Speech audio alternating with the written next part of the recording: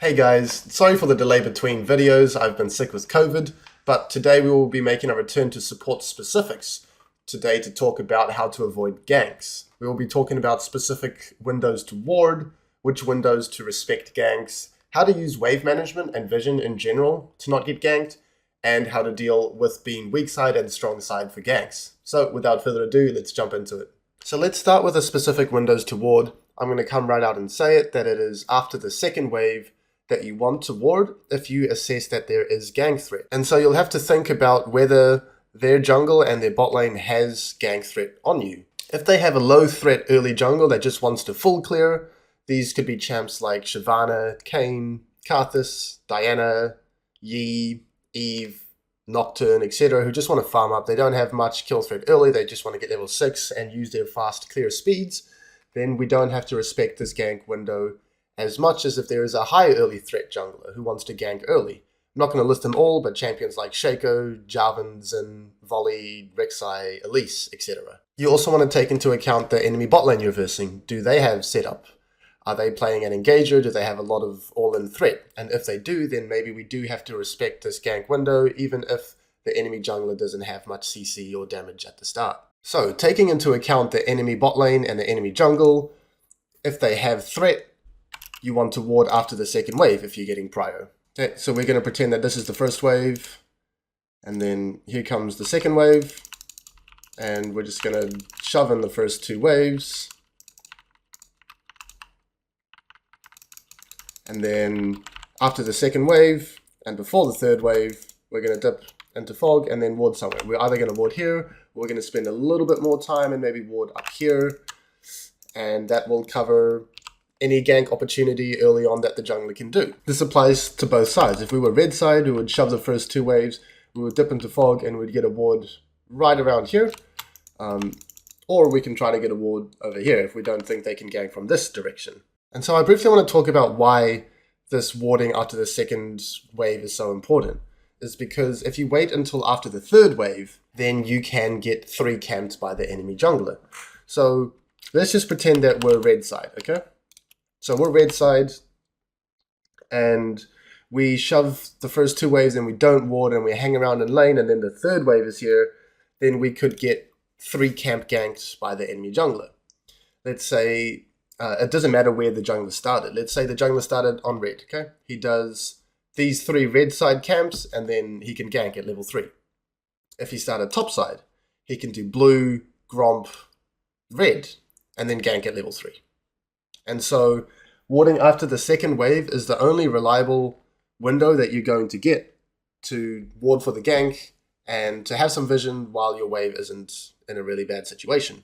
It changes a little bit if you're blue side and the enemy jungler starts on blue. So if the enemy bot leashes, the enemy jungler is very unlikely going to 3 camp blue side into ganks because he doesn't have red buff for the gank, which is quite important. And if he exposes his topside camps for counter jungling, these are very valuable camps to put on cooldown for your second clear as well. There is a little bit of distinction between if you're blue or red side, but for a fix all, ward after the second wave. That'll prevent getting 3 camped, and that'll also prevent a full clear gank. So let's say you're blue side, the jungler starts on red, and he just does these 5 camps into bot gank.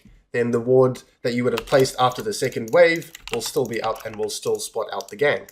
Obviously, warding after the second wave is only possible if you have your ward. Sometimes you're going to use your ward in a different bush, or maybe you're going to ward early and then go sweeper and you're not even going to have your ward. So then there are several things that we can do here. You either ping your ADC to ward after the second wave, so you physically ping his trinket, you ping on the way, you literally stand here watching the river, and then that'll entice him to go and ward. If he doesn't ward, if he has already wasted his ward somewhere else, then what you want to do is stand on the river side of lane so that you can be a human ward, and so you can dissuade ganks from this side of the lane. And ideally, we leave the third wave alone so that we aren't in that situation where our wave is really bad, it's frozen on their side, and we don't have any vision to deter a threatening gank. So pretty much either you ward after the second wave, your ADC wards after the second wave, or you stand here and be a human ward, and ideally you ping your ADC to leave the third wave alone. We're going to keep going on this worst case scenario if you don't have a ward, if the ADC doesn't ward, if he doesn't leave third wave alone, he's shoving it, just be defensive, posture defensively until the fourth wave. And then you can treat bot as an isolated 2v2. Because the jungler hanging around for 30 plus seconds around bot early on in the first clear is very, very rare. And even if they do that, then your jungler will have a huge camp lead. And when I say be defensive on that third wave, I mean don't use your abilities aggressively because you know that you're susceptible to getting ganked. You want to save your abilities to dissuade the gank. And you also want to be posturing around this side to prevent the jungler from just killing you guys and getting on your ADC. And it really is as simple as that. If you ward after the second wave, if you have a plan for the third wave, there is no excuse now to ever die to an early gank. If you assess that the threat is low, then you can just continue to dominate in the 2v2. Just continuously shove, and you don't have to let it push back into you. You might not even have to ward over here. If they do have threat, you can still contest for that level 2. You can still look to shove the waves into tower, drop that ward out here, and then go from there. The last thing I want to mention for this point is if they don't have much gank threat, if you are taking very good trade spot and you have a big HP advantage, big minion wave advantage, then don't give undue respect. You want to waste the jungler's time. You want to draw pressure from the enemy team. And you can take pride in forcing the enemy jungler to band-aid gank your lane and allowing the rest of your map space to breathe, space to pressure, instead of just getting tilted that you're getting ganked and your jungler isn't ganking your lane. Okay, we're going to have a look at some examples now. So we are versus an Ezreal and a Lulu and an Echo. So Echo really wants to full clear. He's quite weak at the start of the game as well. And Ezreal Lulu, obviously very low thread, very low gank setup. We also know that the enemy bot leashed, so Echo is starting blue as we ping that, and Echo is probably moving up the map. So we can all but treat this as an isolated 2v2. And we'll see how that plays out in terms of the second and the third wave in particular. So we're shoving, we get prio on the first couple waves. And then we can either ward after the second wave, or we can just continue to dominate in the 2v2. And so we do both. ADC drops a ward here. I don't feel the need to let this push into us. Even if Echo does a 3 camp into gank, it's going to be very low threat. He doesn't have red buff. He doesn't have gank set up from the bot lane. We have been taking heavy favorable trades. And so we can just freely dominate in the 2v2. Constantly shoving, poking, and not giving undue respect to the Echo. Here's a game that's a good example of what can go wrong if you don't use that window to ward after the second wave. So we're starting in lane. We're going to get wave control. We shove the first wave. Here's the second wave. We're not hard shoving this, which is an issue. And so if we take too long to shove this wave, then the third wave over here will get to the lane before we can crash it. And so what we need to do is shove this wave and then drop a ward out into the river. And whereabouts in the river depends on what jungler you're versing.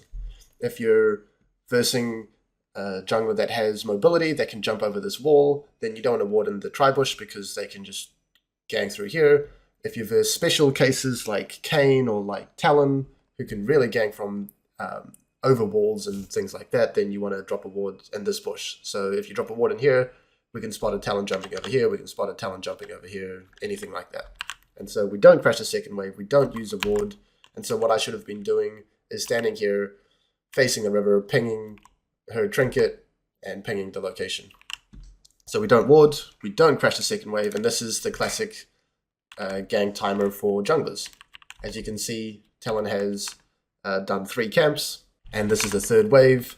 And if we don't have a plan for the third wave and we haven't warded after the second wave, then you get early ganked. And so it really is that simple.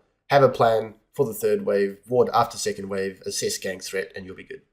I want to quickly play devil's advocate here, and I'm going to show a Sona game for myself where we lose prio.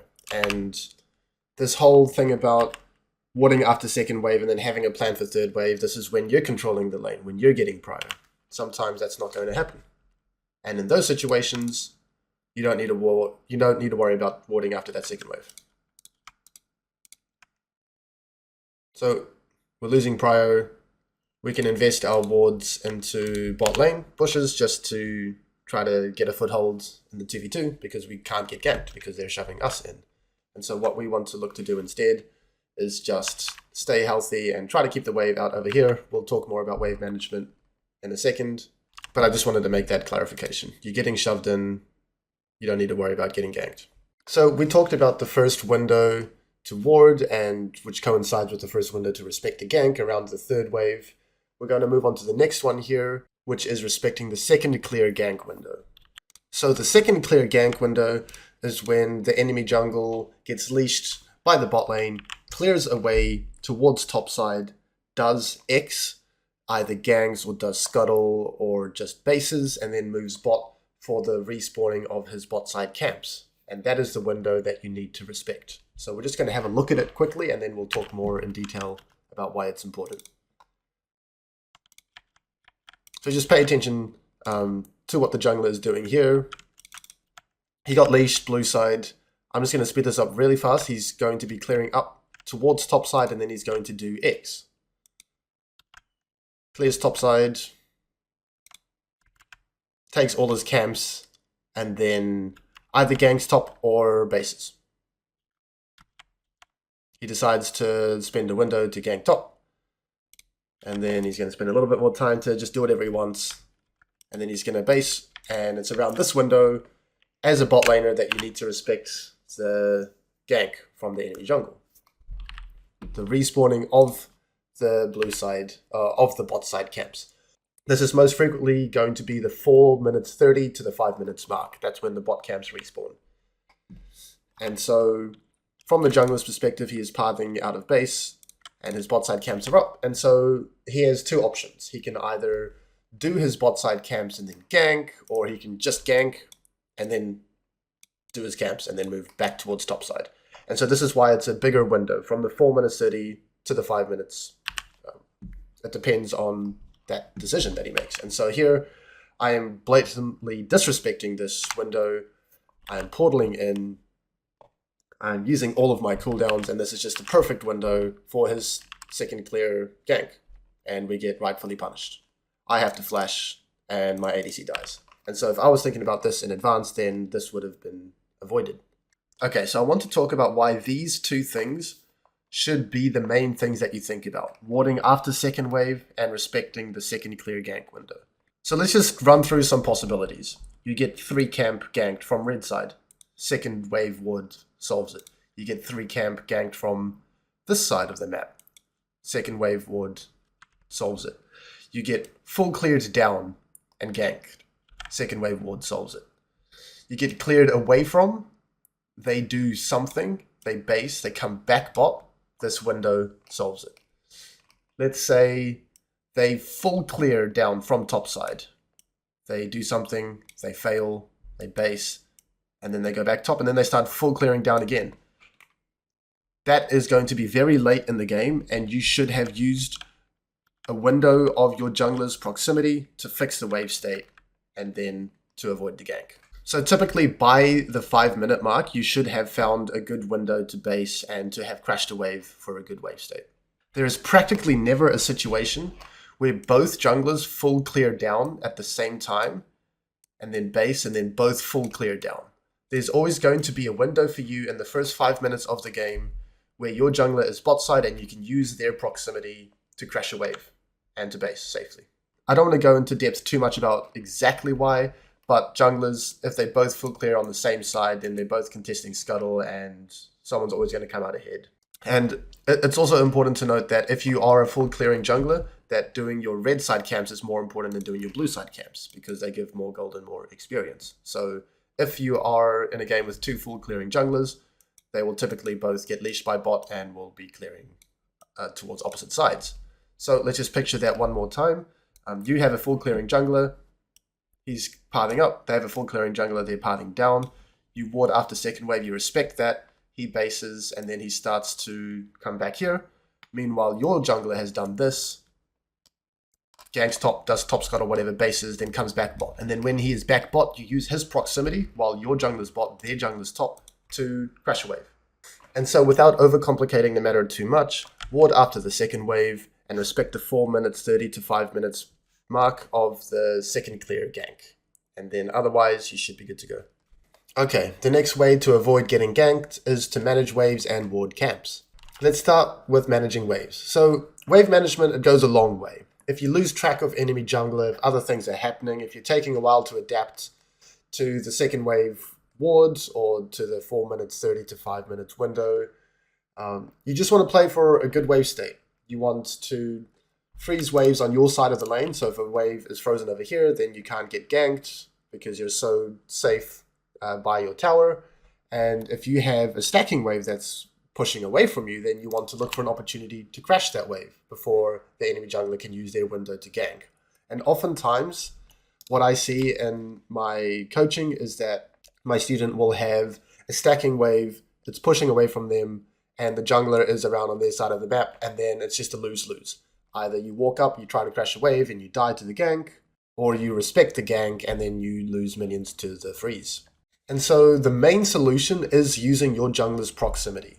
What I often see is that the jungler will be on my student's side of the map, and then nothing happens. They don't crash a wave. They don't use his proximity to get a good wave state, and then their jungler powers away, and they're left with a bad wave. The other thing is that they're not actively looking for solutions to crash that stacked wave. They're just kind of hanging around, not being decisive, not thinking about which wave they can try to crash a wave. So let's say a wave is stacking up over here, and then another wave is coming along here, and then you decide on this wave you're going to try to hard crash this wave. And hopefully that is in time before you get ganked.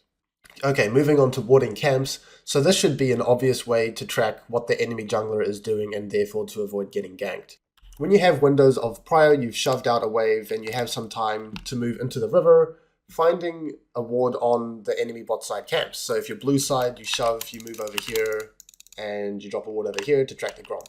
If you're red side, it's a little bit trickier, but what you can do is shove and then typically run towards mid, pressure around mid, and drop a ward on Raptors here. It is much harder on red side to ward this camp, but this is the camp that you can ward. So once again, there's a bit of disparity between blue and red side, but the most important concept is that you try to use windows of prio, if you can, to ward camps. And why warding a camp is so valuable is if the enemy jungler shows on the camp, you can see if he clears the camp and then moves down to gank, or if he just kills the camp and moves away so that he's clearing away from you. Also, if the enemy jungler is not showing on a camp, that means he is active on the other side of the map, and he is losing efficiency, so he is going to be looking for something on the other side. And so either way, you get information with how you want to play out your lane. Sometimes you're not going to have enough pressure, enough prio to shove the wave, walk all the way around, get a safe ward here and back off. And that's perfectly fine. These situations will come up, and if you do find yourself with that opportunity, then I want you to take it. However, wave management is going to be the best solution in every situation in the game to avoid getting ganked. The last point I want to talk about is just a concept about playing as weak side versus playing as strong side. So when you're weak side, you want to reduce volatility. You want to stay healthy. You want to hold freeze, or you can even trim the wave before you get dove. Typically, you want to hold your cooldowns because you know that you're weak side, you're susceptible to getting ganked. If you commit forwards, you're very easy to kill. If you get chunked out, you're very easy to kill. And then on the flip side, if you're a strong side, you want to inject volatility and force heavy trades, because if you get chunked and they get chunked, that's really good for you because now they can get ganked or they can get dove. So when you are strong side, you want to either hold the freeze so that they get ganked, or stack a wave and dive them, and ideally chunking them out beforehand. I'm not going to give you a roadmap as to when you're going to be strong side and when you're going to be weak side, just when your jungler's top side, when you expect their jungler to be bot side, you're weak side. When your jungler's on your side of the map and the enemy jungler's on the other side of the map, then you're a strong side.